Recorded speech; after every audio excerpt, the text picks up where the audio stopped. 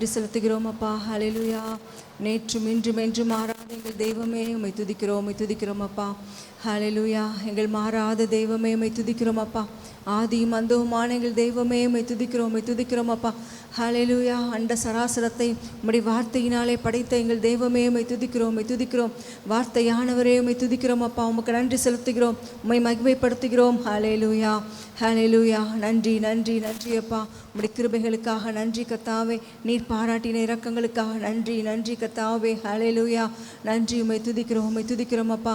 ஜீவனை பார்க்கிலும் உம்முடைய கிருபை மேலானது. ஹல்லேலூயா. நம்முடைய உதடுகள் அவரை துதிக்கட்டும். ஹல்லேலூயா. ஸ்தோத்திர பலியினாலே நாம் கர்த்தரை மகிமைப்படுத்துவோம். ஹல்லேலூயா.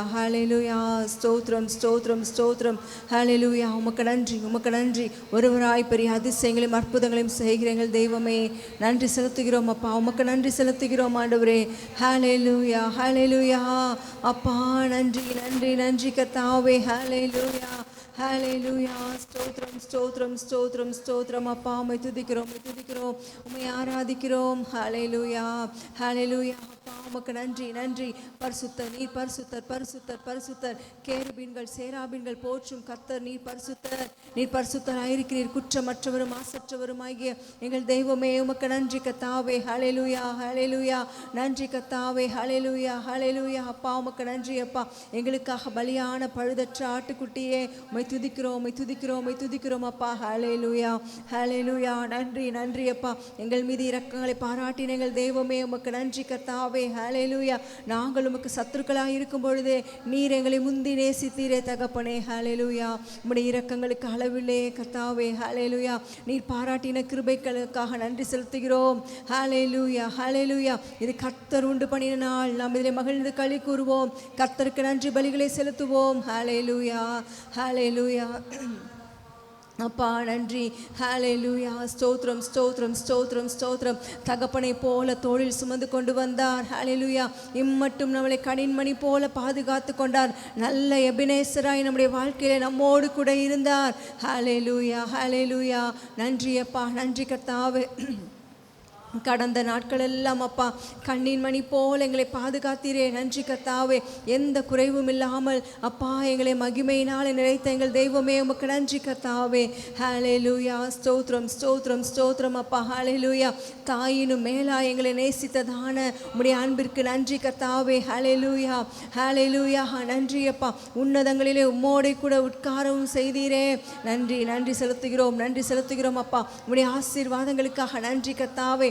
உளையான சேற்றில் இருந்ததான எங்களை தூக்கி எடுத்தீரே அப்பா. உமக்கு நன்றி செலுத்துகிறோம் ஆண்டவரே. ஹல்லேலூயா.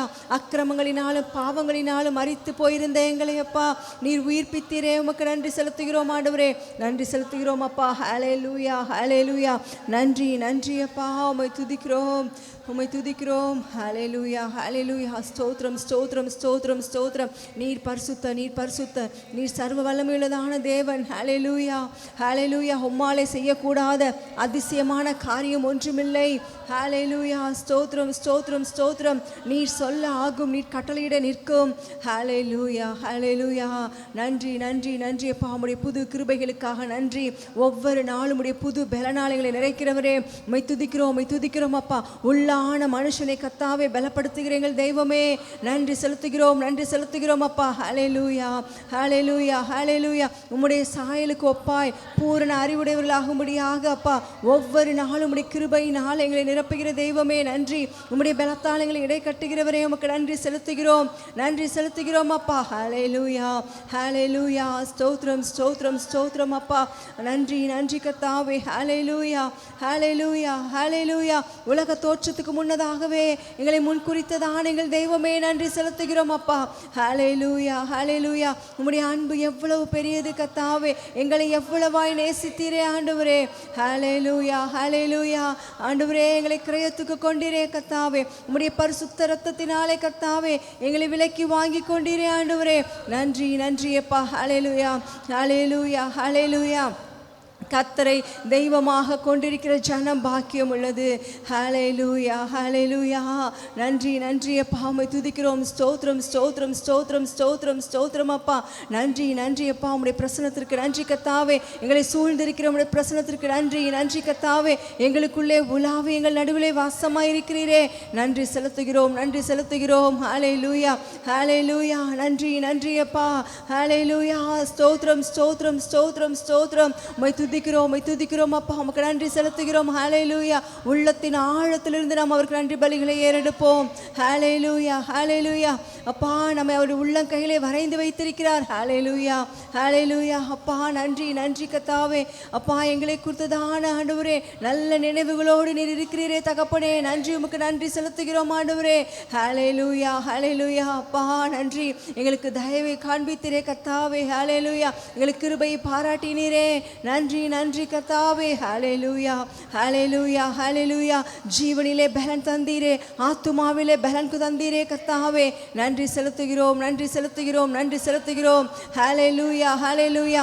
சோர்ந்து போன நேரங்களிலெல்லாம் அவருடைய பலன் நம்மை தாங்கியதே. ஹல்லேலூயா. நன்றி நன்றி அப்பா. அவைகளை நாங்கள் நினைத்து பார்க்கிறோம் கர்த்தாவே.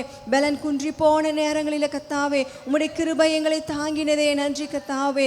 ஹல்லேலூயா ஹல்லேலூயா. எங்களுடைய பலவீனத்திலே உம்முடைய கிருபை பரிபூர்ணமாக எங்களுக்குள்ளே விளங்கினதே, நன்றி நன்றி அப்பா. ஹல்லேலூயா ஹல்லேலூயா ஹல்லேலூயா.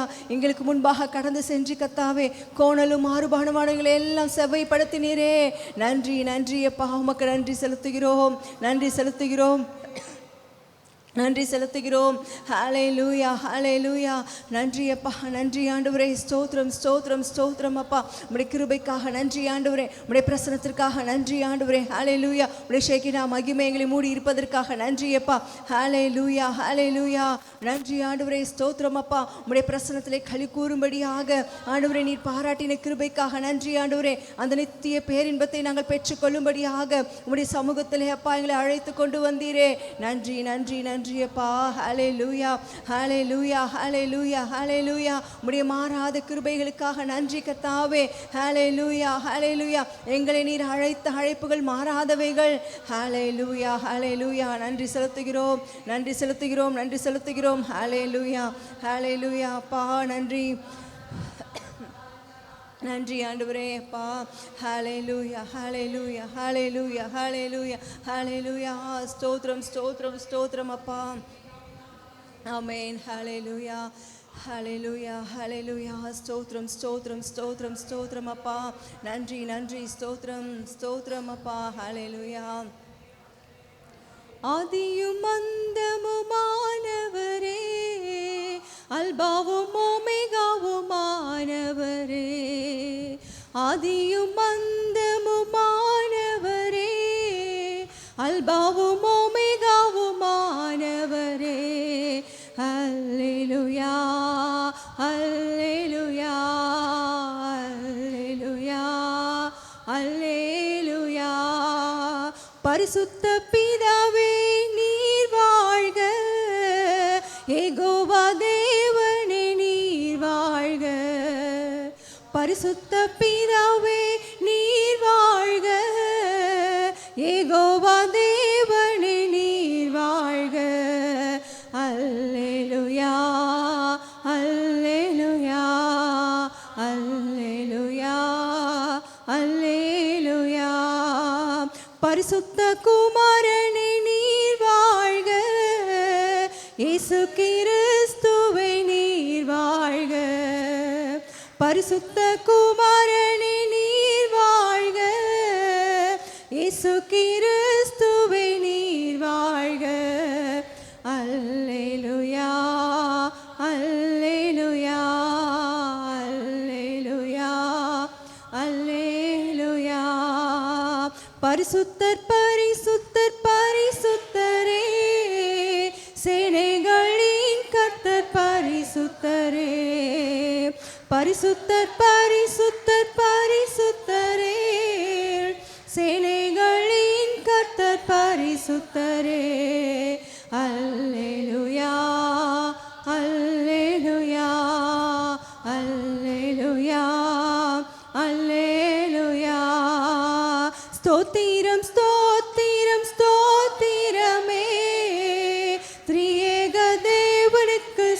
ஸ்தோத்திரமே.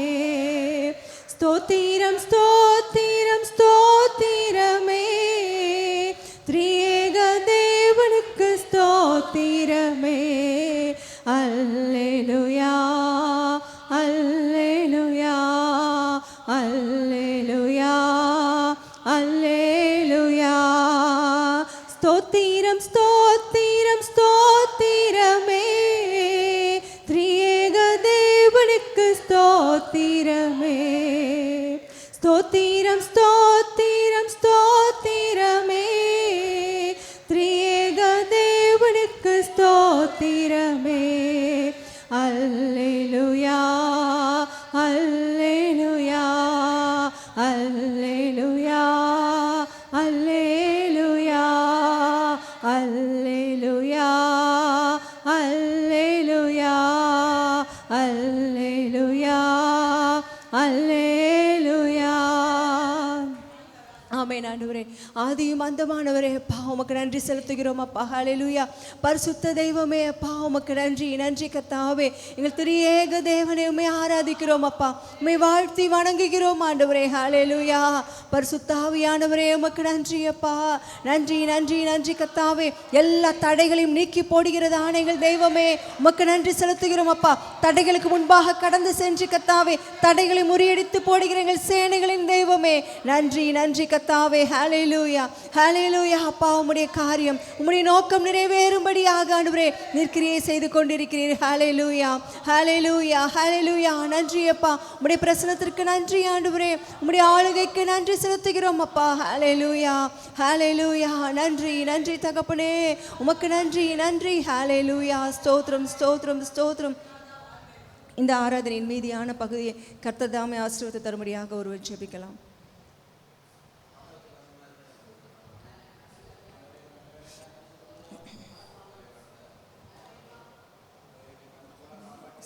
இந்த நாளையும் கர்த்தர் எங்களுக்கு ஈவாய் கொடுத்தபடினாலே நன்றி செலுத்துகிறோம். உம்முடைய கிருபையும் உம்முடைய இரக்கம் உம்முடைய அன்பு எவ்வளவு பெரியது ஆண்டவர். அப்பா, உலகத்தில் இருக்கிறவனிலும் எங்களோடு இருக்கிற நீர் பெரியவராய் இருக்கிறீர் ஆண்டவரே. எங்களை இம்மட்டும் வழி நடத்தி எங்களுக்கு ஜீவன் சுகம் பலன் தந்து எங்களை காத்து வந்தீரே, அதற்காக உமக்கு ஸ்தோத்திரம் ஆண்டவர். இந்த புதிய மாதத்தில் இந்த புதிய நாளிலே இங்கு வந்திருக்கிற ஒவ்வொருவரையும் நீர் பேர் பேராக ஆசீர்வதியும் ஆண்டவர். அப்பா, எத்தனையோ வேலைகளுக்கு மத்தியில், எத்தனையோ கஷ்டங்களுக்கு மத்தியில், எத்தனையோ சிந்தனைகளுக்கு மத்தியில் ஆண்டவரே உம்மை தேடுகிற ஒவ்வொரு பிள்ளைகளையும் ஒவ்வொரு குடும்பத்தையும் கர்த்தாவே நீர் ஆசீர்வதித்திட வேண்டுமா நாங்கள் ஜெபிக்கிறோம் ஆண்டவரே. இந்த ஆராதனை வேளையிலும் வர தடைப்பட்டிருக்கிற ஒவ்வொரு பிள்ளைகளுக்காக நாங்கள் ஜெபிக்கிறோம். உங்கள் சபை பிள்ளைகளை கர்த்தாவே ஏற்ற வேளையில கொண்டு வந்து சேருங்க. அவர்களுக்கான தடைகள் எல்லாம் நீக்கி போடுங்க ஆண்டவரே. அப்பா, எந்த பிரச்சனையா இருந்தாலும், பலவீனமாக இருந்தாலும், சோர்வாக இருந்தாலும், மன கஷ்டமாக இருந்தாலும் ஆண்டவரே, எந்த தடைகளாக இருந்தாலும் அதை நீக்க உம்மாலே கூடுமே கர்த்தாவே. தடைகள் எல்லாம் உடைத்து போடுகிறவர் எங்களோடு கூட இருக்கிறீர். எல்லா தடைகளை உடைத்து போடுங்க. எங்கள் சபை பிள்ளைகளை ஆண்டவரே ஆலயத்திலே கொண்டு வந்து சேருங்க தகப்பனே. இந்த ஆராதனையின் துவக்கம் முதல் இறுதி வரை கர்த்தர் எங்களோடு கூட இருந்து எங்களை வழி நடத்த வேண்டுமா நாங்கள் ஜெபிக்கிறோம். உம்முடைய ஆளுகையும் உம்முடைய பிரசன்னமும் ஆண்டவரே இந்த இடைச்சுற்றிலும் வியாபித்திருப்பதற்காக நன்றி செலுத்துகிறோம். தொடர்ந்து ஆசீர்வதிங்க, பலப்படுத்துங்க. நல்லதொரு மன்னாவை நாங்கள் உண்டு செல்ல ஆண்டவரே உதவி செய்யுங்க. இயேசுவின் நல்ல நாமத்தில் ஜெபிக்கிறோம் எங்கள் ஜீவனுள்ள நல்ல பிதாவே, ஆமென். இப்பொழுது நாம் உட்கார்ந்து கொள்வோம். இப்பொழுது கூட 2 பாடல்களை பாடி நாம் தேவனை மகிமைப்படுத்துவோம்.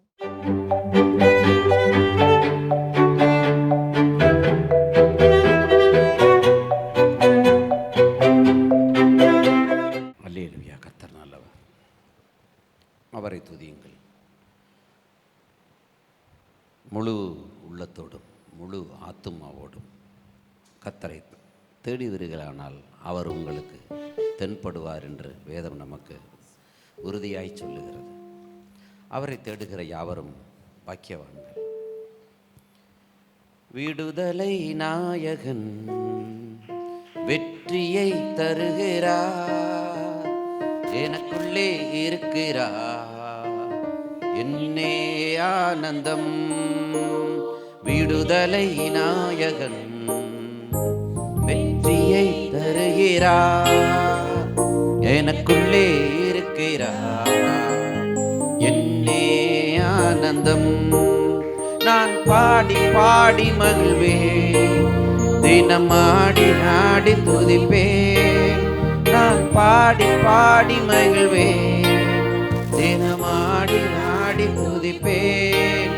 எங்கும் ஓடி ஓடி சொல்லுவேன், எங்கும் ஓடி ஓடி சொல்லுவேன், என் மீட்பர் ஜீவிக்கிறார், என் இயேசு ஜீவிக்கிறார். விடுதலை நாயகன் வெற்றியை தருகிறார், எனக்குள்ளே இருக்கிறார், என்னே ஆனந்தம். அவர் தேடி ஓடி வந்தார், என்னை தேற்றி அணைத்துக் கொண்டார். அவர் தேடி ஓடி வந்தார், என்னை தேற்றி அணைத்துக் கொண்டார். என் பாவம் அனைத்தும் மன்னித்தார், என் பாவம் அனைத்தும் மன்னித்தார். புது மனிதனாக மாற்றினார், புது மனிதனாக மாற்றினார். ஆமென். விடுதலை நாயகன் வெற்றியை தருகிறார், எனக்குள்ளே இருக்கிறார், என்னே ஆனந்தம். அவர் அன்பின் அபிஷேகத்தான் என்னை நிரப்பி நடத்துகின்றார். அவர் அன்பின் அபிஷேகத்தால் என்னை நிரப்பி நடத்துகின்றார். சாத்தானின் வலிமை வெல்ல, சாத்தானின் வலிமை வெல்ல அதிகாரம் எனக்கு தந்தார், அதிகாரம் எனக்கு தந்தார். விடுதலை நாயகன் வெற்றியை தருகிறார், எனக்குள்ளே இருக்கிறார், என்னே ஆனந்தம். செங்கடலை கடந்து செல்வேன், யோர்தானை மிதித்து நடப்பேன். செங்கடலை கடந்து செல்வேன், யோர்தானை மிதித்து நடப்பேன். எரிகோவை சுற்றி வருவேன், எரிகோவை சுற்றி வருவேன். எக்காலம் ஊதி ஜெயிப்பேன், எக்காலம் ஊதி ஜெயிப்பேன். ஆமென். விடுதலை நாயகன் வெற்றியை தருகிறார், எனக்குள்ளே இருக்கிறார், என்னே ஆனந்தம். விடுதலை நாயகன் வெற்றியை தருகிறார், எனக்குள்ளே இருக்கிறார், என்னே ஆனந்தம். அல்லேலூயா. இயேசு ராஜா வந்திருக்கிறார். எல்லோரும் கொண்டாடுவோம், கைதட்டி பாடுவோம். நம் மீட்பர், நம் இரட்சகர், அவர் நம்மை தேடி வந்தார். இயேசு ராஜா வந்திருக்கிறார், எல்லோரும் கொண்டாடுவோம், கைதட்டி நாம் பாடுவோம். நம்ம இயேசு ராஜா வந்திருக்கிறார், எல்லோரும் கொண்டாடுவோம், கைதட்டி நாம் பாடுவோம். கொண்டாடுவோம், கொண்டாடுவோம், கவலைகள் மறந்து நாம் பாடுவோம். கொண்டாடுவோம், கொண்டாடுவோம், கவலைகள் மறந்து நாம் பாடுவோம். நம்ம இயேசு ராஜா வந்திருக்கிறார், எல்லோரும் கொண்டாடுவோம், கைதட்டி நாம் பாடுவோம். கூப்பிடு நீ பதில் கொடுப்பார், குறைகள் எல்லாம் நிறைவாக்குவார். கூப்பிடு நீ பதில் கொடுப்பார், குறைகள் எல்லாம் நிறைவாக்குவார். உண்மையாக தேடுவோரின் உள்ளத்தில் வந்திடுவார், உண்மையாக தேடுவோரின் உள்ளத்தில் வந்திடுவார். கொண்டாடுவோம், கொண்டாடுவோம், கவலைகள் மறந்து நாம் பாடுவோம். கொண்டாடுவோம், கொண்டாடுவோம், கவலைகள் மறந்து நாம் பாடுவோம். நம்ம இயேசு ராஜா வந்திருக்கிறார், எல்லோரும் கொண்டாடுவோம்.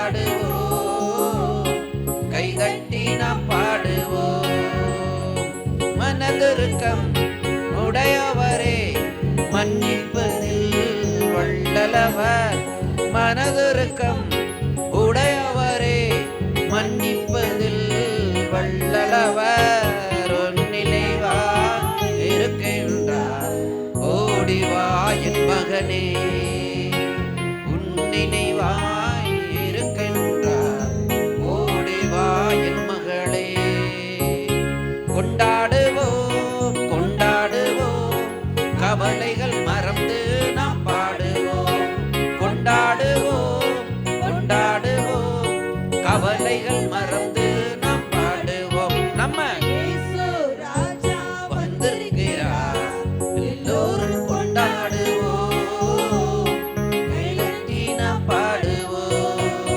நம்ம இயேசு ராஜா வந்திருக்கிறார், எல்லோரும் கொண்டாடுவோம், கைதட்டி நாம் பாடுவோம்.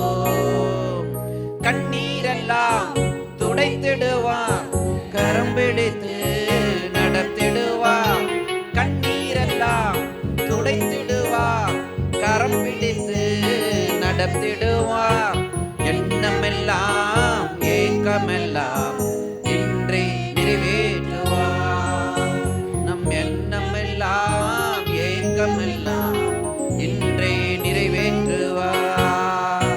கொண்டாடுவோம் கொண்டாடுவோம், கவலைகள் மறந்து நாம் பாடுவோம். கொண்டாடுவோம் கொண்டாடுவோம், கவலைகள் மறந்து நாம் பாடுவோம். நம்ம இயேசு ராஜா வந்திருக்கிறார், எல்லோரும் கொண்டாடுவோம், கைதட்டி நாம் பாடுவோம். நம்ம இயேசு ராஜா வந்திருக்கிறார், எல்லோரும் கொண்டாடுவோம், கைதட்டி நாம் பாடுவோம். நோய்கள் எல்லாம் நீக்கிடுவார், நொடி பொழுதில் சுகம் தருவார். நோய்கள் எல்லாம் போக்கிடுவார், நொடி பொழுதில் சுகம் தருவார். பேய்கள் எல்லாம் நடுநடுங்கும் அந்த பெரியவர் திருமுன்னே. பேய்கள் எல்லாம் நடுநடுங்கும் நம்ம பெரியவர் திருமுன்னே. கொண்டாடுவோம் கொண்டாடுவோம், கவலைகள் மறந்து நாம் பாடுவோம். கொண்டாடுவோம் கொண்டாடுவோம், கவலைகள் மறந்து நாம் பாடுவோம். நம்ம இயேசு ராஜா வந்திருக்கிறார், எல்லோரும் கொண்டாடுவோம், கைதட்டி நாம் பாடுவோம். இயேசு ராஜா வந்திருக்கிறார், எல்லோரும் கொண்டாடுவோம், கைதட்டி நாம் பாடுவோம்.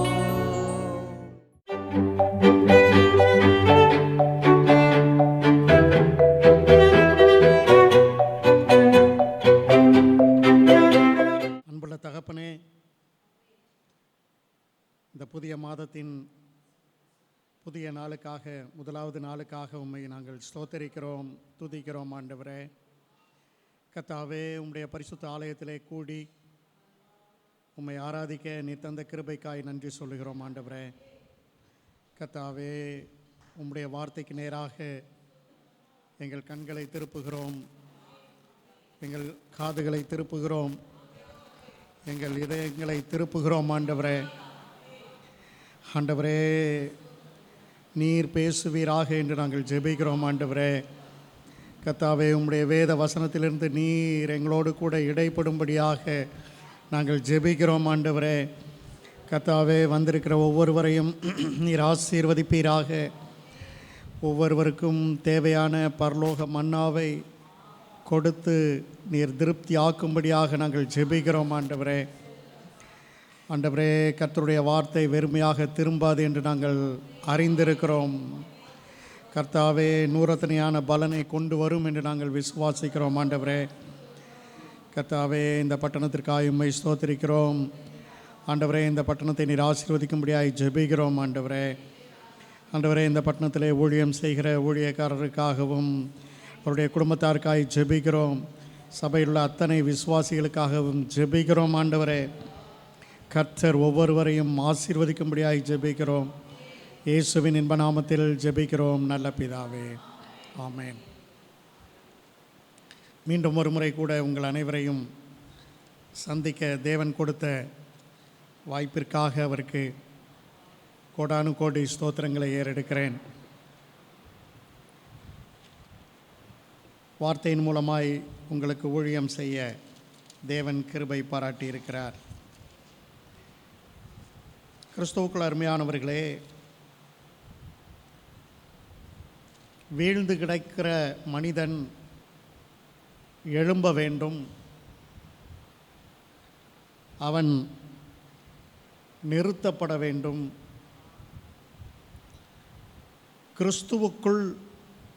கிறிஸ்து இயேசுவுக்குள் நிறுத்தப்பட வேண்டும். மாத்திரமல்ல, கிறிஸ்து இயேசுவுக்குள் தேறினவனாக நிறுத்தப்பட வேண்டும். இதற்கு என்ன செய்ய வேண்டும் என்றால், வேதம் சொல்லுகிறது, அவரையே அறிவிக்க வேண்டும், அவரையே புத்தியோடு சொல்ல வேண்டும், அவரையே ஞானத்தோடு உபதேசிக்க வேண்டும். வேதம் இப்படித்தான் சொல்லுகிறது.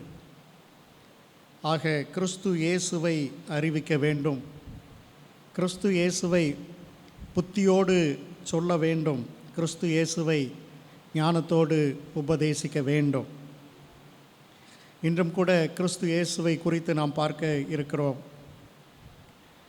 ஒரே ஒரு மனுஷகுமாரன் கிறிஸ்து இயேசு, ஒரே ஒரு தெய்வகுமாரன் கிறிஸ்து இயேசு, ஒரே ஒரு மத்தியஸ்தர் கிறிஸ்து இயேசு என்ற 3 தலைப்புகளின் கீழே இன்று நாம் தியானிக்க இருக்கிறோம்.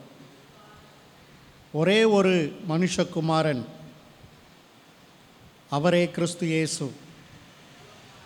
ஒரே ஒரு தேவகுமாரன், அவரே கிறிஸ்து இயேசு. ஒரே ஒரு மத்தியஸ்தர், அவரே கிறிஸ்து இயேசு. முதலாவது பகுதி, ஒரே ஒரு மனுஷகுமாரன். கிறிஸ்து இயேசு இந்த உலகத்திற்குள் வந்தபோது அவர் தம்மை மனுஷகுமாரன் என்று அறிமுகப்படுத்தினார். மனுஷகுமாரன் என்று அழைத்து கொண்டார். மனுஷகுமாரன் என்று அடையாளப்படுத்தி கொண்டார். இந்த 4 நற்செய்தி நூற்களிலும் கிட்டத்தட்ட 82 முறை மனுஷகுமாரன் என்ற பெயர் வருகிறது. அதில் 80 முறை கிறிஸ்து இயேசு அதை நேரடியாகவோ மறைமுகமாகவோ பயன்படுத்தி இருக்கிறார். மனுஷகுமாரன் என்கிற பெயர் மேசியாவோடு தொடர்புடையது. யூதர்கள் எதிர்பார்த்து காத்திருந்த அந்த மேசியா இந்த இரட்சகரோடு தொடர்புடையது. ஆகவே கிறிஸ்து இயேசு தம்மை மனுஷகுமாரன் என்று அழைத்து கொண்டார், முதன்மை பெயராக வைத்து கொண்டார். இப்போது நமக்கு ஒரு கேள்வி எழுகிறது, ஏன் இயேசு மனுஷகுமாரன்? இயேசு இந்த உலகத்தில் வந்தபோது மானிட ரூபத்திலே, மனுஷீகத்திலே, மனுஷீகத்தன்மையிலே இந்த உலகத்தில் பிறந்தார். ஆகவே அவர் மனிதகுமாரன். மாத்திரமல்ல, இயேசுவுக்கு பின்பு மரியாளுக்கு 4 ஆண் குழந்தைகள் பிறந்தார்கள். அவருடைய பெயர் யாக்கோபு, யோசே, சீமோன், யூதா.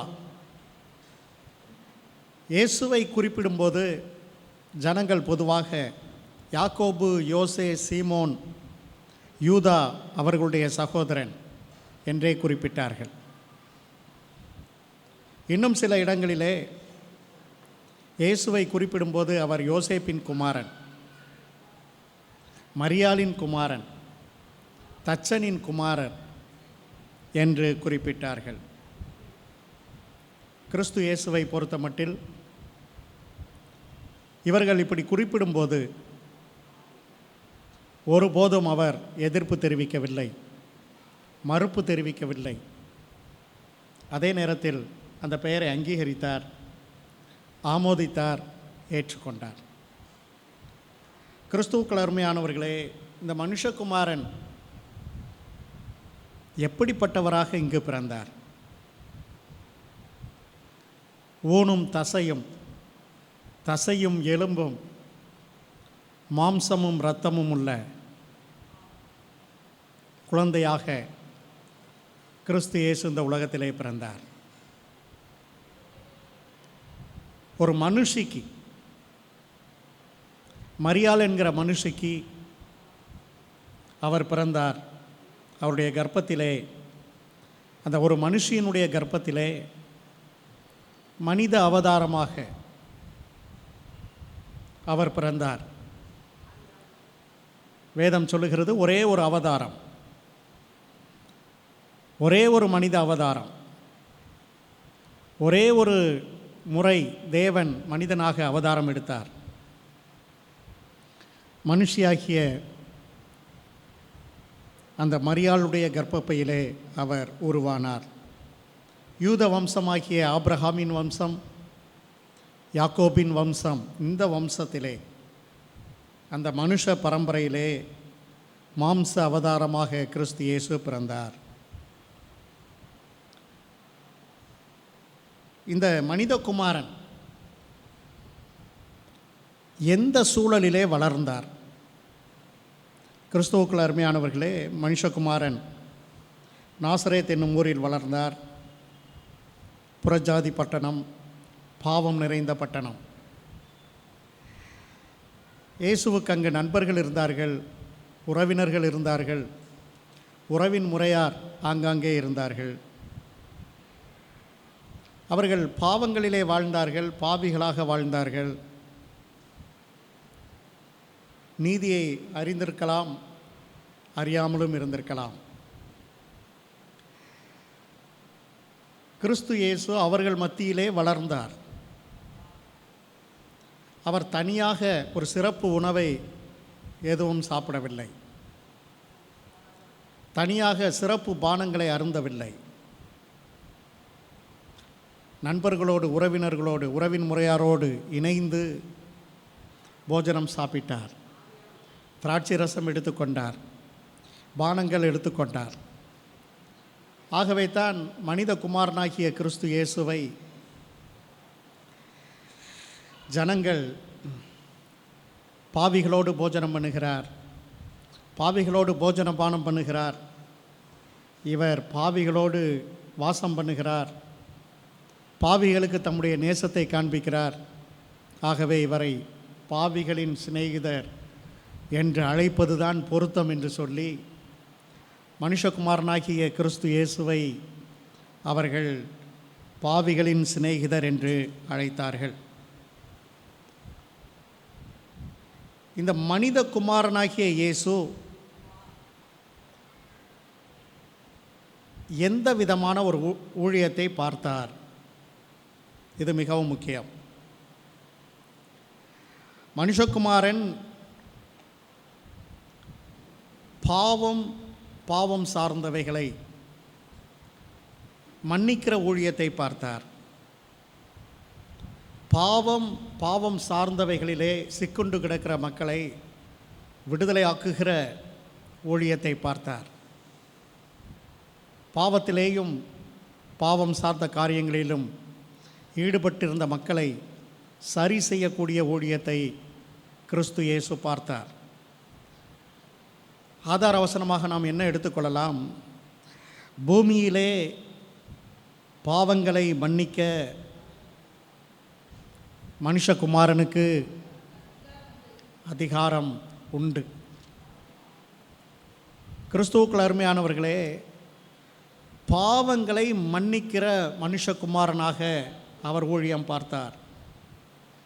லூக்கா எழுதின சுவிசேஷம்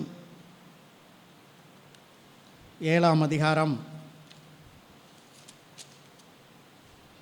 லூக்கா 7:45 முதல் 48 வரை.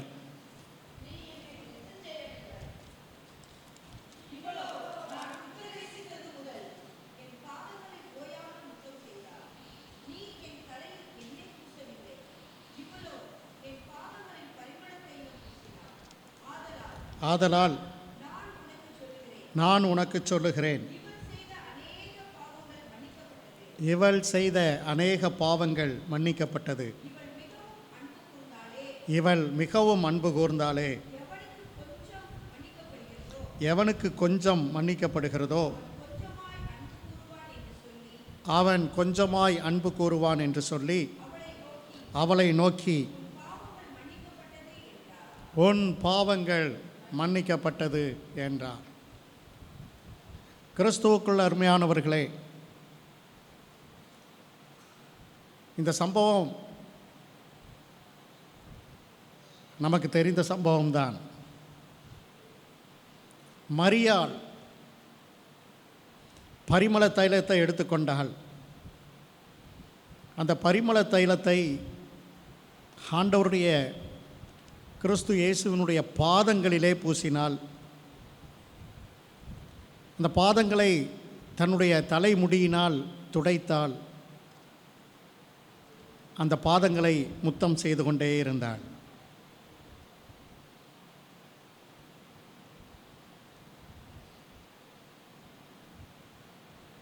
ஆனால் கிறிஸ்து இயேசு என்ன சொல்லுகிறார்? ஒரு பக்கம் அவள் அன்பு கூர்ந்ததை பற்றி சொல்லுகிறார், மறுபக்கம் இவள் செய்த அநேக அநேக அநேக பாவங்கள் மன்னிக்கப்பட்டது. மரியாள் என்று சொன்னவுடன் பரிமள தைலம் ஞாபகத்திற்கு வருகிறது. மரியாள் என்று சொன்னவுடன் அநேக பாவங்களை செய்தவள். அவளுடைய பாவங்களை கிறிஸ்து இயேசு மன்னித்தார் என்பது நம்முடைய ஞாபகத்திற்கு வர வேண்டும். அநேக பாவங்களை செய்தவள் யார்? எப்படி அழைப்போம்? பாவி என்று தான் அழைப்போம். பாவியாகிய மரியாளுடைய பாவங்களை கிறிஸ்து இயேசு மன்னிக்கிறார். மாத்திரமல்ல, நேரடியாக சொல்லுகிறார், உன் பாவங்கள் மன்னிக்கப்பட்டது என்றார். அவருடைய பாவங்கள் மன்னிக்கப்பட்டிருக்கும். ஏனென்றால் பூமியிலே பாவங்களை மன்னிக்க மனுஷகுமாரனுக்கு அதிகாரம் உண்டு. கிறிஸ்துவுக்குள் அருமையானவர்களே, இந்த பூமியிலே இப்படி ஒரு சம்பவம் நடக்கிறதா என்று யோசித்து பாருங்கள். யாராலும் செய்ய முடியாத ஊழியம் இது. கிறிஸ்து இயேசுவால் மாத்திரமே இந்த ஊழியத்தை செய்ய முடியும். உன் பாவங்கள் உனக்கு மன்னிக்கப்பட்டது என்று சொல்லி ஒரு மன்னிப்பின் வாழ்க்கைக்குள்ளாக மனிதனை நடத்தக்கூடிய ஊழியம் மனுஷகுமாரனாகிய கிறிஸ்து இயேசுவின் ஊழியம். இன்னொரு சம்பவத்தை பார்ப்போம். லூக்கா 5ஆம் அதிகாரம்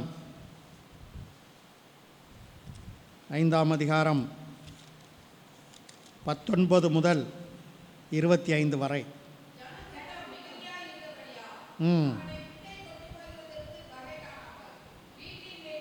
வீட்டின் மேல் ஏறி தட்டோடுகள் வழியாய் ஜனங்களின் மத்தியில் இயேசுவுக்கு முன்பாக அவனை படுக்கையோடு இறக்கினார்கள். அவர்களுடைய விசுவாசத்தை அவர் கண்டு திமிர்வாதக்காரனை நோக்கி, மனுஷனே, உன் பாவங்கள் உனக்கு மன்னிக்கப்பட்டது என்றார். அப்பொழுது வேதபாரகரும் பரிசேயரும் யோசனை பண்ணி, தேவதூசணம் சொல்லுகிற இவன் யார்? தேவன் ஒருவரே அன்றி பாவங்களை மன்னிக்கத்தக்கவர் யார் என்றார்கள். இயேசு அவர்கள் சிந்தைகளை அறிந்து அவர்களை நோக்கி, உங்கள் இருதயங்களில் நீங்கள் சிந்திக்கிறது என்ன? உன் பாவங்கள் உனக்கு மன்னிக்கப்பட்டது என்று சொல்வதோ, எழுந்து நடவென்று சொல்வதோ எது எளிது? பூமியிலே பாவங்களை மன்னிக்க மனுஷகுமாரனுக்கு அதிகாரம் உண்டென்பதை நீங்கள் அறிய வேண்டும் என்று சொல்லி திமிர்வாதக்காரனை நோக்கி, நீ எழுந்து உன் படுக்கையை எடுத்துக்கொண்டு உன் வீட்டுக்கு போ என்று உனக்கு சொல்லுகிறேன் என்றார். உடனே அவன் அவர்களுக்கு முன்பாக எழுந்து தன் படுக்கையை எடுத்துக்கொண்டு தேவனை மகிமைப்படுத்தி தன் வீட்டிற்கு போனான். கிறிஸ்துவுக்குள் அருமையானவர்களே, இந்த சம்பவமும் நாம் அத்தனை பேரும் அறிந்தது தான். இயேசு வீட்டிற்குள்ளே இருக்கிறார். இயேசுவை காண அநேக ஜனங்கள். திமிர்வாதக்காரன் ஒருவனை மேற்கூரையை பிரித்து படுக்கையிலே திமிர்வாதக்காரனை கிடத்தி இறக்குகிறார்கள். கிறிஸ்துவுக்குள் அருமையானவர்களே, எதற்கு இறக்கினார்கள்? திமிர்வாதத்திலிருந்து சுகம் கிடைப்பதற்காக. பிரச்சனை என்ன? திமிர்வாதம். தேவை என்ன? திமிர்வாதத்திலிருந்து விடுதலை கிடைக்க வேண்டும். ஆனால் கிறிஸ்து இயேசு இங்கே என்ன சொல்லுகிறார்? உன் பாவம் உனக்கு மன்னிக்கப்பட்டது. உன் பாவங்கள் உனக்கு மன்னிக்கப்பட்டது. கிறிஸ்துவுக்கு தெரியாதா? திமிர்வாதம் சுகமாவதற்காகத்தான் இவனை இத்தனை சிரமப்பட்டு இத்தனை முயற்சி செய்து மேற்கூரையை பிரித்து உள்ளே இறக்குகிறார்கள். இயேசுவுக்கு தெரியும். ஆனால் கிறிஸ்து இயேசு என்ன சொல்லுகிறார்? உன் பாவங்கள் உனக்கு மன்னிக்கப்பட்டது. ஆழமாக கவனியுங்கள். இந்த வார்த்தை சொல்லப்படுகிறது, பாவங்களும் மன்னிக்கப்படுகிறது. பாவம் மன்னிக்கப்பட்ட மாத்திரத்திலே நோய் குணமாகிறது. ஆச்சரியமாக இருக்கிறது. பாவம் மன்னிக்கப்பட்ட மாத்திரத்திலே இப்போது கிறிஸ்து இயேசு சொல்லுகிறார், நீ எழுந்து நட, படுக்கையை எடுத்துக்கொண்டு நீ உன் வீட்டிற்கு போ. கிறிஸ்துவுக்குள் அருமையானவர்களே, பாவங்கள் மன்னிக்கப்பட்ட மாத்திரத்திலே நோய்களும் குணமாகின்றன.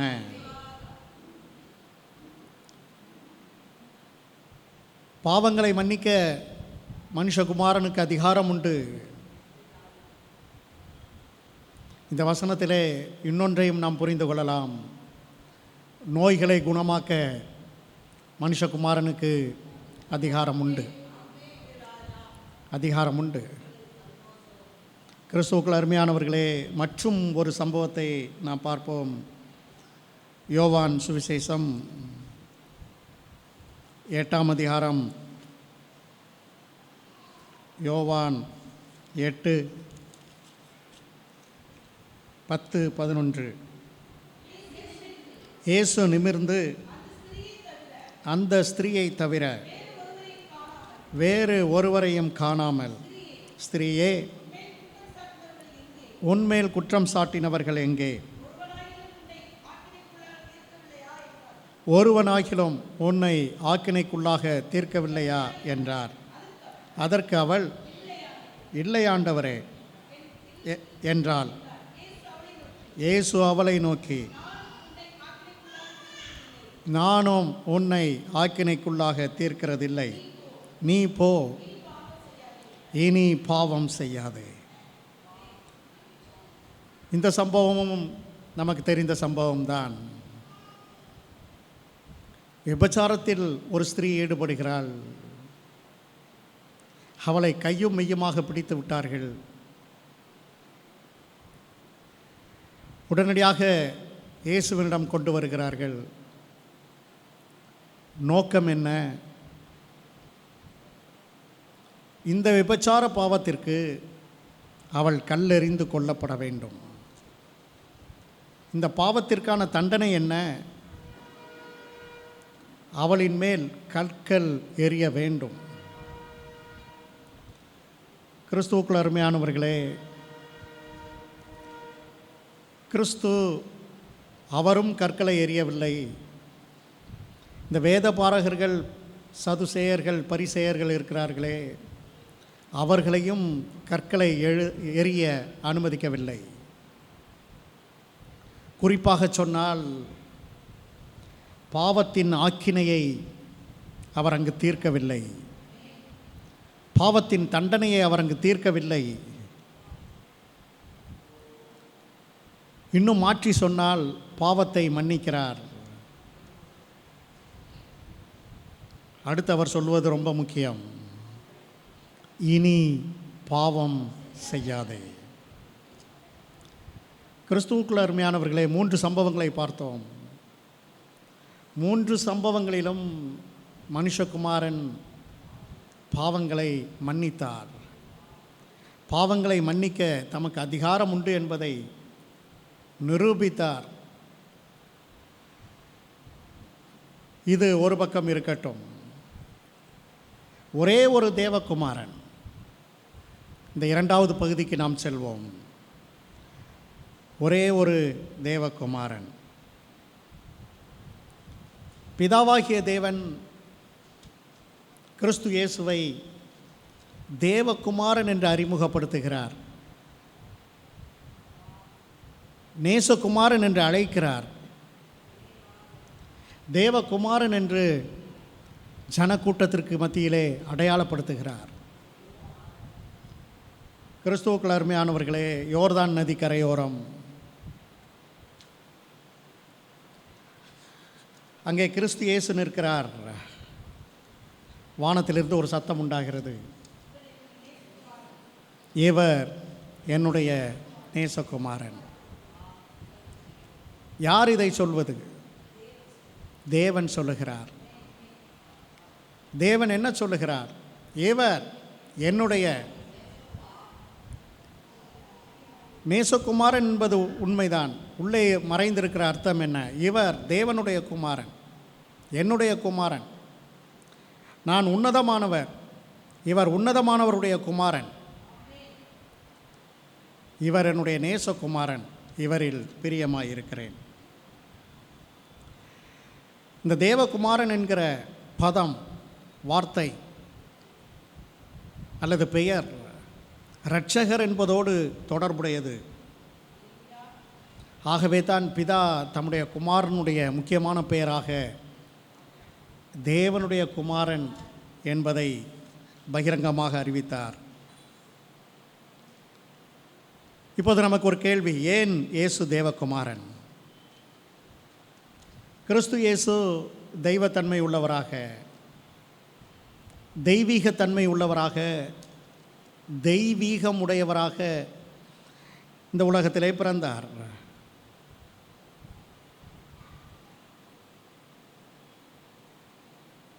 பேதுருவை பார்த்து அவர் கேட்கிறார், நீங்கள் என்னை யார் என்று சொல்லுகிறீர்கள்?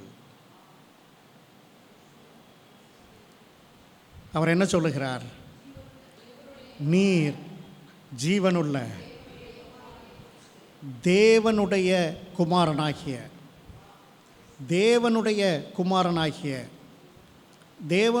குமாரனாகிய கிறிஸ்து.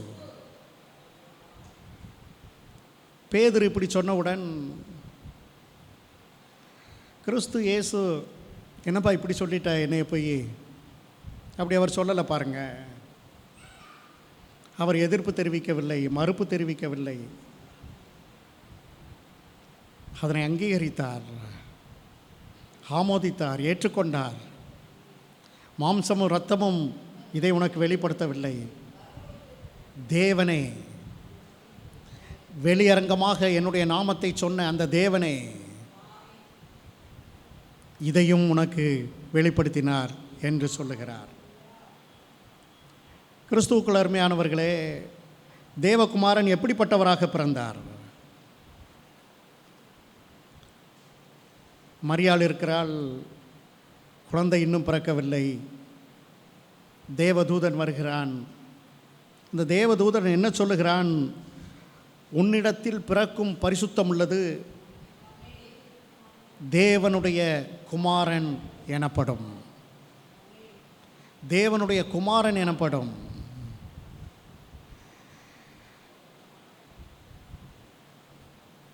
கன்னியாகிய மரியாளுடைய வயிற்றில் பிறந்தார். ஒரு தெய்வீக தலையீடு, தெய்வீக குறுக்கீடு அந்த கன்னி மரியாளுடைய கர்ப்பத்திலே நடைபெற்றது. அந்த கன்னியினுடைய கர்ப்பத்திலே தேவ வித்து விழுந்தது. இந்த கன்னி தெய்வாதீனமாக கர்ப்பவதியானாள். இப்போ பாருங்க, ஆச்சரியமாக இருக்கிறது, கிரகிக்க முடியவில்லை. ஒரு கன்னி கர்ப்பவதியாகிறாள். தெய்வீகத்தால் தான் இது முடியும், சாத்தியம். காணக்கூடாத இறைவன் காணக்கூடிய உருவத்திலே தெய்வீகமானவராய் மரியாளுடைய கர்ப்பத்திலிருந்து பிறக்கிறார். அதரிசனமான தேவனுடைய தற்சுரூபமாக கிறிஸ்து இயேசு தேவகுமாரனாக மரியாளுடைய கர்ப்பத்திலே பிறந்தார். சரி, தேவகுமாரன் எந்த சூழலிலே வளர்ந்தார்? ஏற்கனவே சொன்னது போல தேவகுமாரன் நாசரேத் என்னும் ஊரில் தான் வளர்ந்தார். புறஜாதி பட்டணம், பாவம் சூழ்ந்த பட்டணம், மாற்று கருத்து இல்லை. கிறிஸ்துவுக்குள் அருமையானவர்களே, வாசிக்க வேண்டாம், லூக்கா 2:40 இப்படி எழுதப்பட்டிருக்கிறது. தேவகுமாரனாகிய பிள்ளை வளர்ந்தது, நாசரேத் ஊரிலே வளர்ந்தது. அது ஆவியிலே பலன் கொண்டது, ஞானத்தினால் நிறைந்தது, தேவனுடைய கிருபையும் அவர் மேல் இருந்தது. இன்னொரு இடத்திலே எழுதப்பட்டிருக்கிறது, தேவ கிருபையில் அந்த தேவகுமாரன் அதிகமாய் விருத்தி அடைந்தார், மனுஷர் தயவிலே அதிகமாக விருத்தி அடைந்தார். தேவகுமாரனாக நாசரேத் ஊரிலே வளர்க்கப்படுகிறார். 12 வயதிலே ஒரு சம்பவம். தேவகுமாரனாகிய இந்த சிறுவன் போதகர் நடுவிலே உட்கார்ந்திருக்கிறான். போதகர்கள் இந்த வேதத்தின் ரகசியங்களை சொல்வதை காதால் கேட்கிறான். அவனுக்குரிய சந்தேகங்களை எழுப்புகிறான், கேள்விகளை எழுப்புகிறான். கேள்விக்கு பதில் சொல்லப்படுகிறது. இந்த சிறுவன் கொடுத்த மாறுத்தரம் பிரமிப்பு உண்டாகத்தக்கதாக இருந்தது என்று வேதம் சொல்லுகிறது. பெற்றோர் ஆச்சரியப்பட்டார்கள். இதை லூக்கா 2:46 சொல்லுகிறது. ஆக தேவகுமாரன் போதும், தேவகுமாரன் பாவிகளின் சிநேகிதர் தான். மனுஷகுமாரனாக அவர் பாவிகளின் சிநேகிதர் தான், மாற்று கருத்து இல்லை. ஆனால் தேவகுமாரனாக பாவம் இல்லாதவராக வாழ்ந்தார். கிருபையினாலும் சத்தியத்தினாலும் நிறைந்தவராய் வாசம் செய்தார். அவர் தெய்வீகமாக வாழ்ந்தார். இது ஒரு பக்கம் இருக்கட்டும். தேவகுமாரன் எந்த விதமான ஊழியத்தை செய்தார்?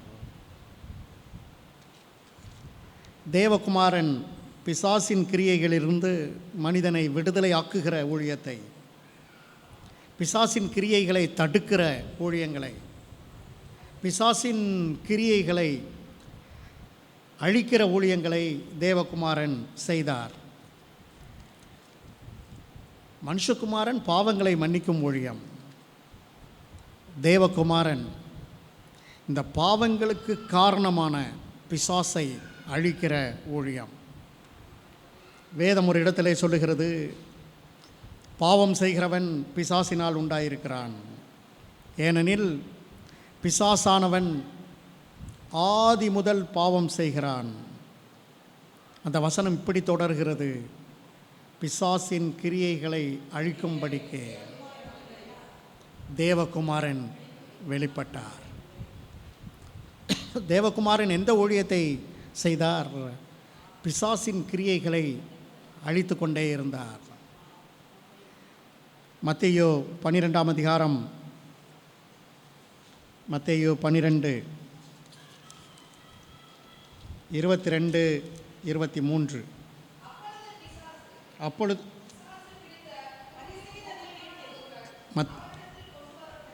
ம்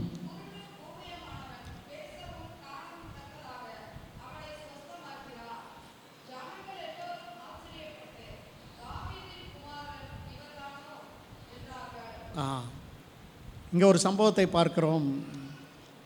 ஒரு மனிதனை அழைத்து வருகிறார்கள். அவனுக்கு கண்கள் தெரியவில்லை, அவனது வாய் பேசவில்லை. வேதம் சொல்லுகிறது அவனுக்குள்ளே பிசாசு இருந்தது. தேவகுமாரன் பிசாசை துரத்தி அந்த மனிதனை சுகமாக்கினார். பிசாசின் கிரியைகளை அழிக்கும்படிக்கே தேவகுமாரன் வெளிப்பட்டார். இதை பார்த்த ஜனங்கள் சொல்லுகிறார்கள், தேவன் வாக்களித்த தாவீதின் குமாரன் இவர்தானோ என்று ஆச்சரியப்பட்டார்கள்.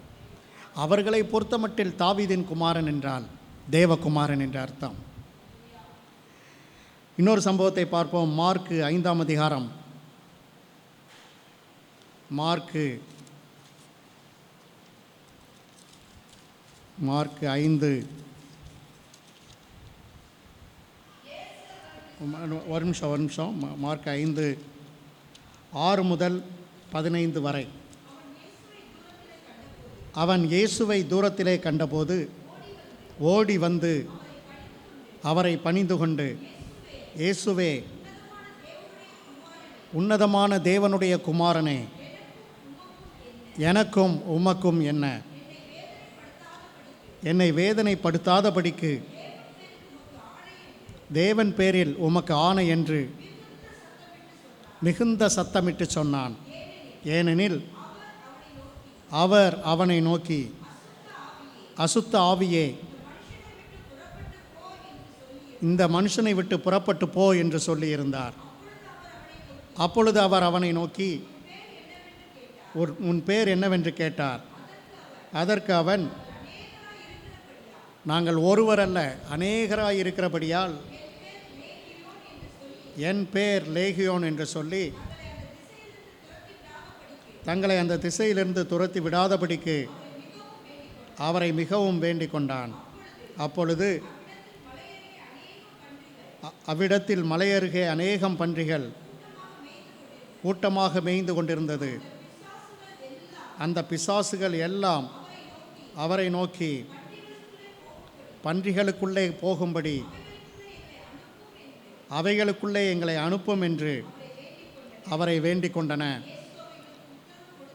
இயேசு அவைகளுக்கு உத்தரவு கொடுத்த உடனே அசுத்த ஆவிகள் புறப்பட்டு பன்றிகளுக்குள் போயின. உடனே ஏறக்குறைய 2000 பன்றிகள் உள்ள அந்த கூட்டம் உயர்ந்த மேட்டிலிருந்து ஓடி கடலிலே பாய்ந்து கடலில் அமிழ்ந்து மாண்டது. கிறிஸ்துவுக்குள் அருமையானவர்களே, இன்னும் ஒரு வசனம், 15வது வசனம். இயேசுவினிடத்தில் வந்து லேகியோனாகிய பிசாசுகள் பிடித்திருந்தவன் வஸ்திரம் தரித்து உட்கார்ந்து புத்தி தெளிந்திருக்கிறதை கண்டு பயந்தார்கள். கிறிஸ்துவுக்குள் அருமையானவர்களே, பிசாசு பிடித்திருக்கிற ஒரு மனிதன் கல்லறையிலே இருக்கிறான். கல்லறையிலே பிணங்கள் இருக்கும். பிசாசு பிடித்தவனும் கல்லறையில் இருக்கிறான். இயேசுவை பார்த்தவுடன் ஓடி வருகிறான். சரியான வஸ்திரம் இல்லை, உடலிலே காயங்கள், சங்கிலிகள் இல்லை, ஏனென்றால் சங்கிலிகளை அறுத்து எறிந்து விடுவான். விலங்குகள் இல்லை, விலங்குகளையும் அறுத்து எறிந்து விடுவான். கிறிஸ்துவுக்குள் அருமையானவர்களே, கிறிஸ்து இயேசு, தெய்வகுமாரனாகிய கிறிஸ்து இயேசு பிசாசினுடைய கிரியைகளை அழிக்கும்படிக்கே வெளிப்பட்டார். பாருங்கள், இந்த பிசாசை துரத்தினவுடன் அவனுடைய புத்தி தெளிந்திருந்தது என்று வேதம் சொல்லுகிறது. புத்தி தெளிந்தது. தேவகுமாரனாகிய கிறிஸ்து இயேசு பிசாசை துரத்திய உடனே துரத்தப்பட்டவனுடைய அந்த புத்தி தெளிந்தது. இன்றைக்கும் அநேகருக்குள் இருக்கிற பிசாசுகளை துரத்தும் போது அவர்களுடைய புத்தி தெளியும். தெளிந்து அவன் வஸ்திரத்தை உடுத்துகிறான், உட்கார்ந்து இருக்கிறான். அதற்கு கீழே படித்து பார்ப்பீர்கள் என்றால், இயேசு பயணம் செய்ய ஆயத்தப்படுகிறார். இவனும் இயேசுவோடு பயணிக்க, இயேசுவோடு இருக்க விரும்புகிறான். பிசாசின் கிரியைகளை அழிக்கும்படிக்கே தேவகுமாரன் வெளிப்பட்டார். மார்க் 3:11 மற்றொரு சம்பவம். மார்க் 3:11. அசுத்த ஆவிகளும் அவரை கண்டபோது அவர் முன்பாக விழுந்து, நீர் தேவனுடைய குமாரன் என்று சத்தமிட்டன. கிறிஸ்துவுக்கள் அருமையானவர்களை, எத்தனை பெரிய சாட்சி பாருங்க. அந்த சாட்சி இந்த சாட்சி கேட்டிருக்கோம். பிசாசினுடைய சாட்சி கிறிஸ்துவை பார்க்கும்போது சொல்லுகிறது, நீர் தேவனுடைய குமாரனாகிய கிறிஸ்து. கிறிஸ்துவுக்கள் அருமையானவர்களே, பிசாசின் கிரியைகளை அளிக்கும்படிக்கே தேவகுமாரன் வெளிப்பட்டார். கடைசியாக ஒரே ஒரு மத்தியஸ்தர், ஒரே ஒரு மத்தியஸ்தர். வேதத்தில் ஒரு இடத்தில் வாசிக்கிறோம், தேவன் ஒருவரே, தேவனுக்கும் மனுஷனுக்கும் மத்தியஸ்தர் ஒருவரே, எல்லோரையும் மீட்கும் பொருளாக தம்மை தாமே ஒப்பு கொடுத்த கிறிஸ்து இயேசு அவரே. அருமையானவர்களே, மத்தியஸ்தர் ஒருவரே.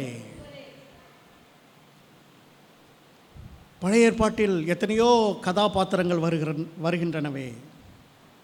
ஆதாம், ஆபிரகாம், நோவா, யாக்கோபு, தாவீது,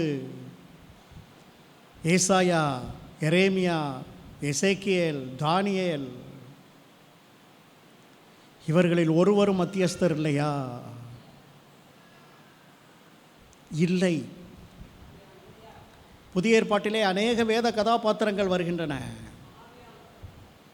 மத்தேயு, மார்க்கு, லூக்கா, யோவான், ஸ்தேவான், பவுல், பேதுரு, மரியாள். இவர்களில் ஒருவரும் மத்தியஸ்தர் இல்லையா? வேதம் சொல்லுகிறது, தேவனுக்கும் மனிதருக்கும் மத்தியஸ்தர் ஒருவரே. எல்லோரையும் மீட்கும் பொருளாய் தம்மை தாமே ஒப்பு கொடுத்த கிறிஸ்து இயேசு அவரே. மிஷனரிகளை வாசிக்கிறோம். William Carey, Thomas Ragland, Ringeltaube, Rhenius, மிக பெரும் ஆகப்பெரும் மிஷனரிகள். இவர்களில் ஒருவரும் மத்தியஸ்தர் இல்லை. மத்தியஸ்தர் தீர்க்கதரிசிகளில் ஒருவரும் இல்லை, நற்செய்தியாளர்களில் ஒருவரும் இல்லை, போதகர்களில் ஒருவரும் இல்லை, எந்த மனிதரும் இல்லை. கிறிஸ்து இயேசு மாத்திரமே நமக்கான மத்தியஸ்தர். கிறிஸ்துவுக்குள் அருமையானவர்களே, யோபு 9ஆம் அதிகாரம் 33வது வசனம்.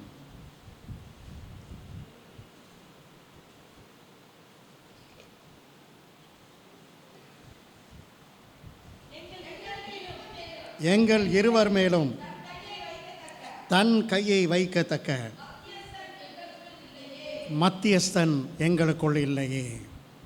கவனியுங்கள், இந்த முழு பிரசங்கத்திற்கும் ஆதார வசனம் இதுதான். இதன் அடிப்படையில் தான் இந்த பிரசங்கம் தயார் செய்யப்பட்டிருக்கிறது.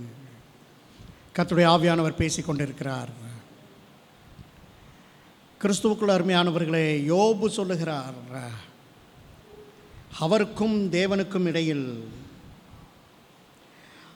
அவர்கள் இருவர் மேலும் கையை வைத்து மத்தியஸ்தம் செய்யக்கூடிய மத்தியஸ்தர் ஒருவருமே இல்லையே. கவனியுங்கள், கவனியுங்கள், கவனியுங்கள். இந்த பக்கம் யோபு, இந்த பக்கம் தேவன். இவர்களுக்குள்ளே பிரச்சனை இருக்கிறது, இவர்களுக்குள்ளே பிணக்கு இருக்கிறது, ஆகவே இவர்களுக்குள்ளே பிரிவு இருக்கிறது. ரெண்டு பேர். ஆனால் யோபு மூன்றாவது ஒரு நபரை தேடுகிறான், மத்தியஸ்தர்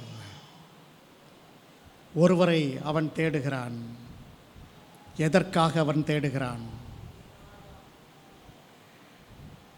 இந்த மத்தியஸ்தர் தேவன் மேல் ஒரு கையை வைக்க வேண்டும், மனிதன் மேல் ஒரு கையை வைக்க வேண்டும். ஏன் அப்படி வேண்டும்? தேவன் பரிசுத்தம் உள்ளவர், மனிதன் பாவம் உள்ளவன். தேவன் 1000 கேள்வி கேட்டால் கூட மனிதனால் ஒரு பதிலும் சொல்ல முடியாது. தேவன் சர்வ ஞானி, மனிதன் சாதாரணமானவன்.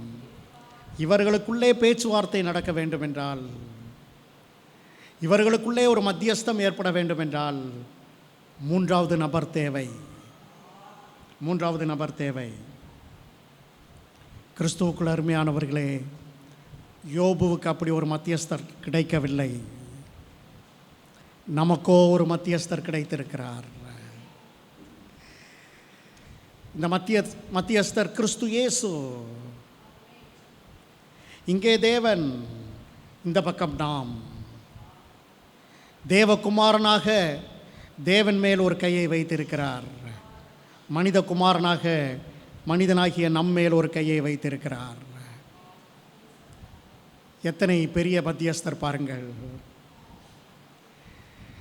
தேவன் மேல் கையை வைக்க வேண்டும் என்றால் சாதாரண விஷயமா? தேவகுமாரன் தான் தன்னுடைய கரத்தை தேவன் மேல் வைக்க முடியும். மனுஷன் மேல் கையை வைக்க வேண்டும் என்றால், பாவியாக மனிதன் மேல் கையை வைக்க வேண்டும் என்றால், பாவங்களை மன்னிக்க அதிகாரம் கொண்ட மனிதகுமாரன் தான் கையை வைக்க முடியும். கிறிஸ்துவுக்குள் அருமையானவர்களே, தேவனுக்கும் நமக்கும் பகை இருந்தது. பாவம் இருந்ததினாலே பகை இருந்தது, பாவம் இருந்ததினாலே பிரிவினை இருந்தது, பிணக்கு இருந்தது, பிரிந்து இருந்தோம். யோசித்து பாருங்கள், கற்பனை செய்யுங்கள். கிறிஸ்து இயேசு மத்தியஸ்தராய் நிற்கிறார். ஒரு பக்கம் தேவன், மறுபக்கம் நீங்கள், நான் தனியாக நிற்கிறோம்.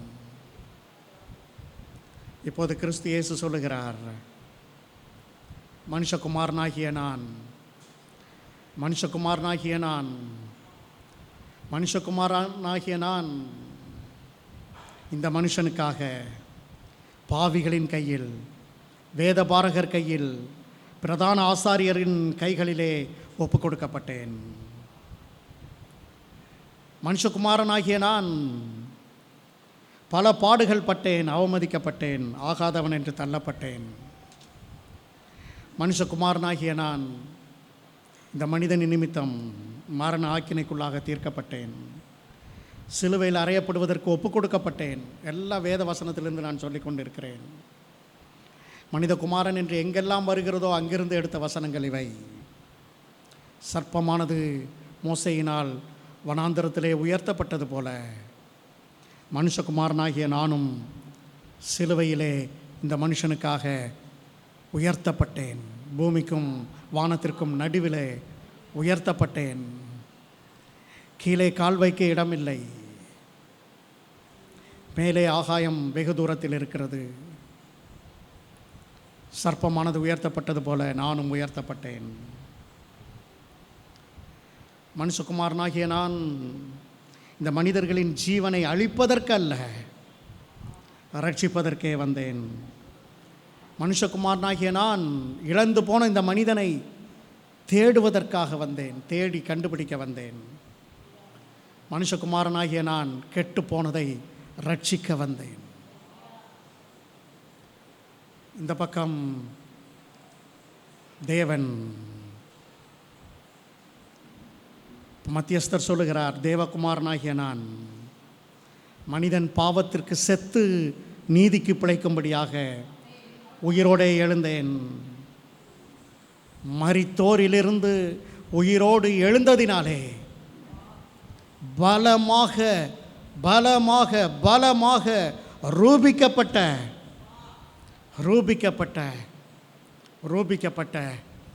தேவகுமாரனாயிருக்கிறேன். கிறிஸ்துவுக்குள் அருமையானவர்களே, தேவனும் நானும், தேவனும் நீயும், தேவனும் நீங்களும் இந்த மத்தியஸ்தர் மூலமாக கரம் கோர்த்து கொண்டோம். மத்தியஸ்தராக யாரும் இருக்க முடியாது. மத்தியஸ்தராக இருக்க வேண்டுமென்றால் அவர் மனித குமாரனாகவும் இருக்க வேண்டும், தேவகுமாரனாகவும் இருக்க வேண்டும். எந்த பழைய ஏற்பாட்டு வேத கதாபாத்திரத்திற்கும், எந்த புதிய ஏற்பாட்டு வேத கதாபாத்திரத்திற்கும், எந்த பரிசுத்தவானுக்கும் இந்த தகுதி கொடுக்கப்படவில்லை. கிறிஸ்து இயேசுவே நமக்கு மத்தியஸ்தரானார். தனிப்பட்ட விதத்திலே இது பொத்தாம் பொதுவான பிரசங்கம் இல்லை அருமையானவர்களே, தனிப்பட்ட மனிதருக்குரிய பிரசங்கம். தனிப்பட்ட விதத்திலே நீங்களும் பிதாவும் மத்தியஸ்தராகிய கிறிஸ்துவின் மூலமாக இணைக்கப்பட்டிருக்கிறீர்கள்.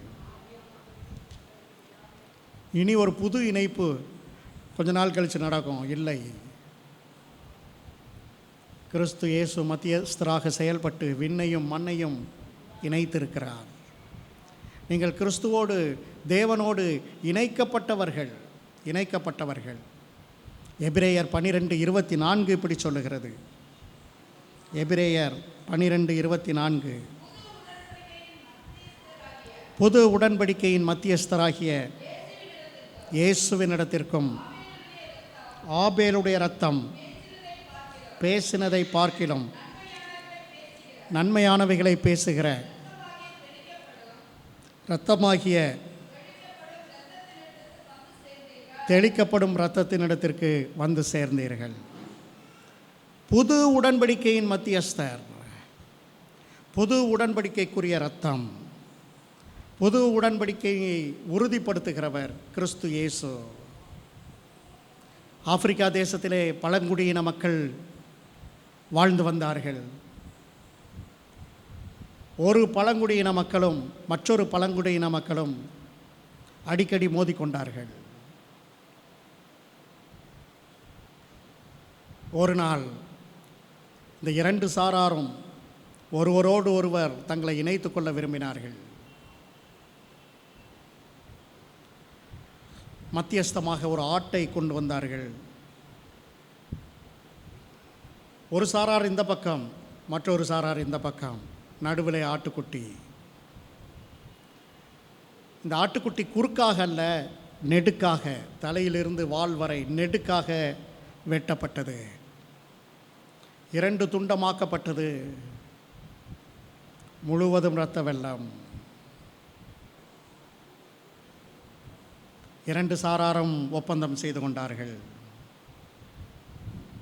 இனி நமக்குள் பிணக்கு இல்லை, இனி நமக்குள் பிரச்சனை இல்லை, இனி நமக்குள் பிரிவு இல்லை. இந்த இரத்தமே ஆதாரம், இந்த மத்தியஸ்தமே ஆதாரம், இந்த ஆட்டுக்குட்டியே ஆதாரம், இந்த ஆட்டுக்குட்டியின் இரத்தமே ஆதாரம் என்று சொல்லி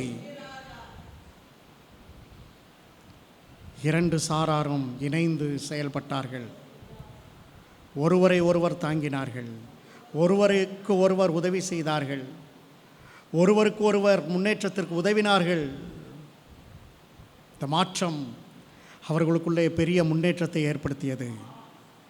கிறிஸ்துவுக்குள் அருமையானவர்களே, நீங்களும் நானும் தேவனோடு இணைக்கப்பட்டிருக்கிறோம்.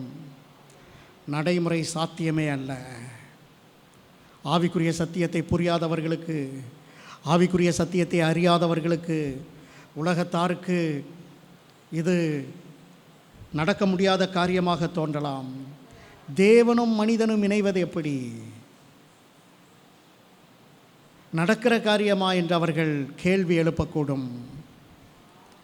ஆனால் ரட்சிக்கப்பட்ட நாம் சொல்லலாம், இது நடக்கிற காரியம். ஏனென்றால் மத்தியஸ்தர் கிறிஸ்து.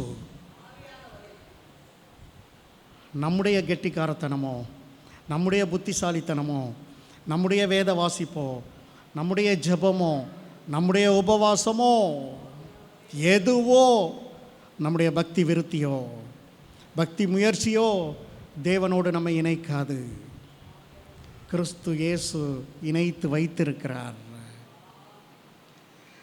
அருமையானவர்களே, முடிக்க விரும்புகிறேன். ராஜா ஒருவர் இருக்கிறார்.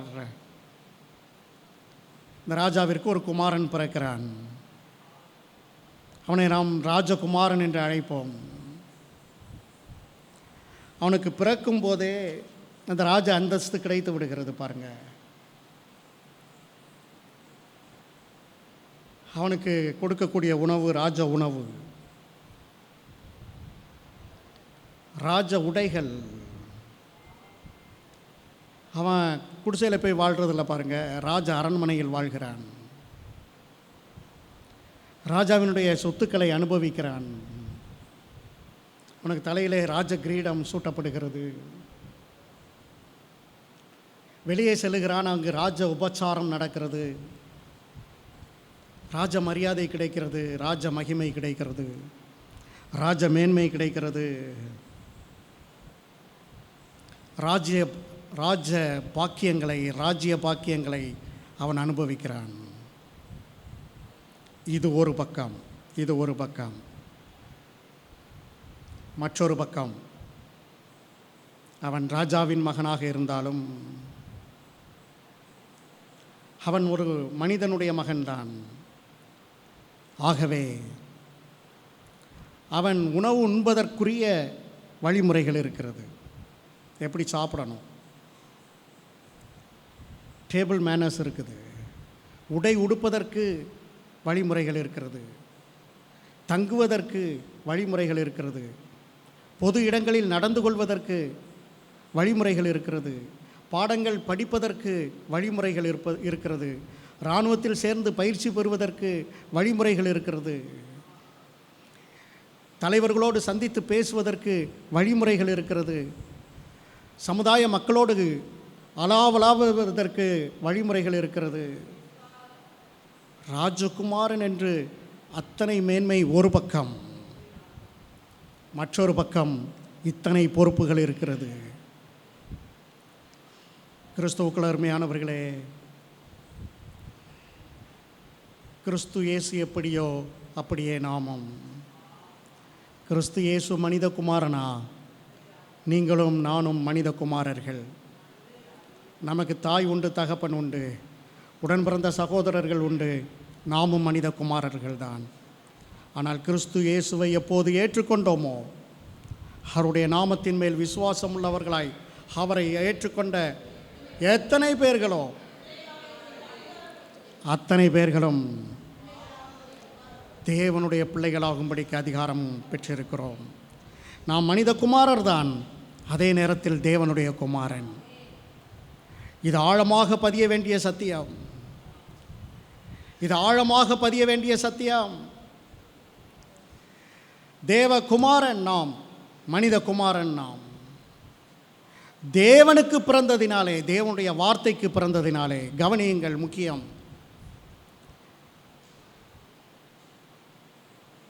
நமக்கென்று ஜீவ தண்ணீர் இருக்கிறது, ஜீவ அப்பம் இருக்கிறது, நீதியின் ஆடை இருக்கிறது, தேவ நீதி இருக்கிறது, தேவ பரிசுத்தம் இருக்கிறது, தேவ ஜீவன் இருக்கிறது, தேவ மேய்ச்சல் இருக்கிறது, தேவ விசாரிப்பு இருக்கிறது, தேவ பராமரிப்பு இருக்கிறது. ராஜாவிற்கு குமாரன் பிறந்ததினால் ராஜமேன்மைகள் இருப்பது போல தேவனுக்கு நாம் பிறந்ததினாலே, தேவகுமாரனாய் இருப்பதினாலே இந்த தேவ மேன்மைகள் நமக்கு இருக்கின்றன. இதை விசுவாசித்தால் போதும். இது கிருபையாய் நமக்கு கொடுக்கப்பட்டிருக்கிறது. கவனியுங்கள், இதற்கு முயற்சி வேண்டாம், பயிற்சி வேண்டாம், பிரதிஷ்டை வேண்டாம், எதுவும் வேண்டாம்.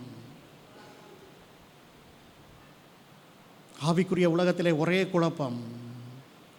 இந்த தேவ மேன்மைகள் அது இலவசமாய் நமக்கு கிறிஸ்து இயேசுவினாலே, கிறிஸ்து இயேசுவின் ரட்சிப்பினாலே, கிறிஸ்து இயேசுவின் மத்தியஸ்தத்தினாலே கொடுக்கப்பட்டிருக்கிறது. இது விசுவாசத்தினால் நாம் பெற்றுக்கொள்கிறோம். தேவனுடைய குமாரனா நீ? ஆம். தேவ நீதியை பெற்றிருக்கிறாயா? ஆம். தேவ பரிசுத்தத்தை பெற்றிருக்கிறாயா? ஆம்.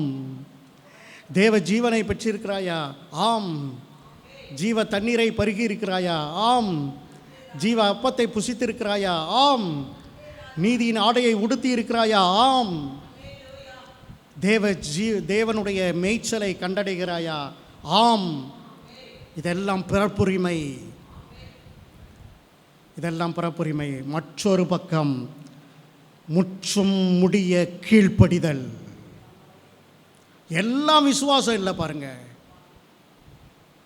மற்றொரு பக்கம் கீழ்ப்படிதல். பரிசுத்தம், இயேசுவே எனது பரிசுத்தம், மாற்று கருத்து இல்லை. ஆனால் நடைமுறையில் பரிசுத்தமாக வாழ வழிமுறைகள் இருக்கிறது. மனுஷகுமாரனாகிய நாம் அந்த பரிசுத்த வழிமுறைகளை பின்பற்றியே ஆக வேண்டும். இயேசுவே எனது தேவ நீதி, வேதம் அப்படி சொல்லுகிறது. அது நமக்கு கிடைத்த மேன்மை. ஆனால் தேவ நீதியில் நிலைத்திருக்கும்படி சில வழிமுறைகள் இருக்கிறது, அதை பின்பற்ற வேண்டும். ஜெபிக்க வழிமுறைகள் இருக்கிறது, உபவாசிக்க வழிமுறைகள் இருக்கிறது, ஆலயத்தில் ஆராதனை செய்ய வழிமுறைகள் இருக்கிறது, வேதத்தை தியானம் செய்ய வழிமுறைகள் இருக்கிறது.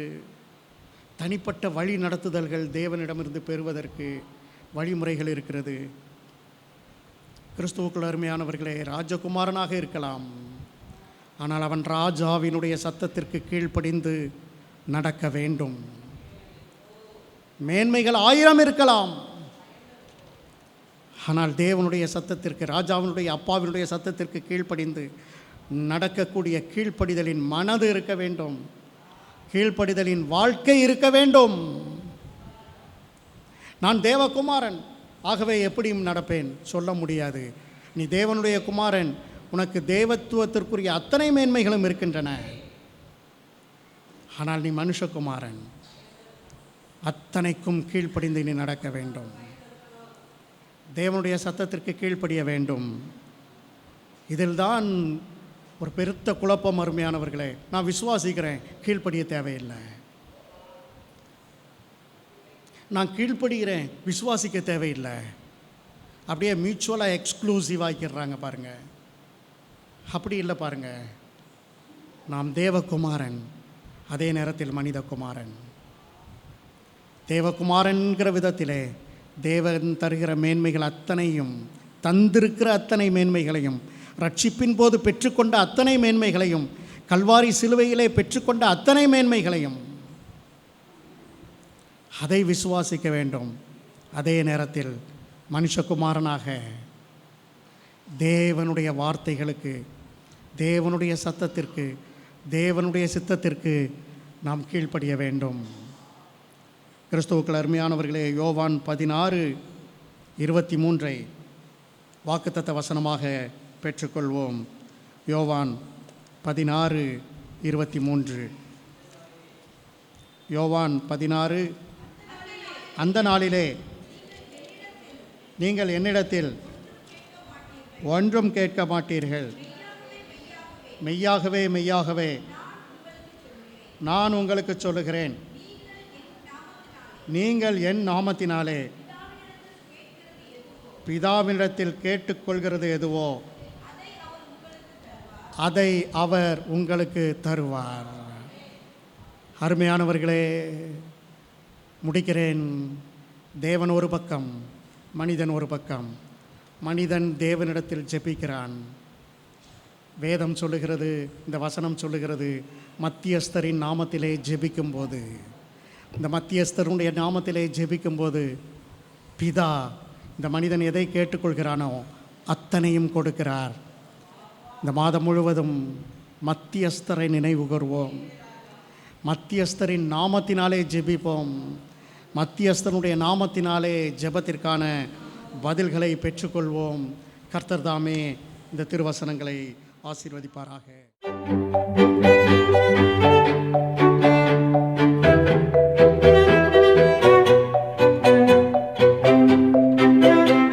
ஏசப்பா, உமக்கு நன்றி செலுத்துகிறோம் ஆண்டவரே.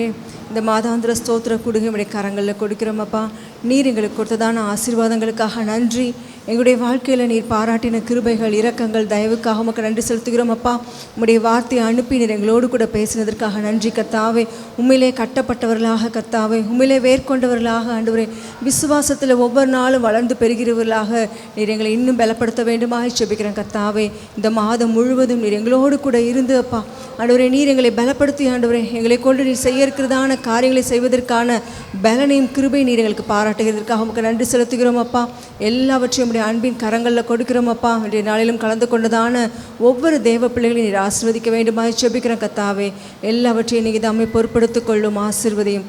இயேசுவின் நாமத்தில் ஜெபிக்கிறேன் பிதாவே, ஆமென். என் ஆத்துமாவே கர்த்தரை ஸ்தோத்திரி, என் முழு உள்ளமே அவருடைய பரிசுத்த நாமத்தை ஸ்தோத்திரி. என் ஆத்துமாவே கர்த்தரை ஸ்தோத்திரி, கர்த்தர் செய்த சகல உபகாரங்களையும் மறவாதே, ஆமென்.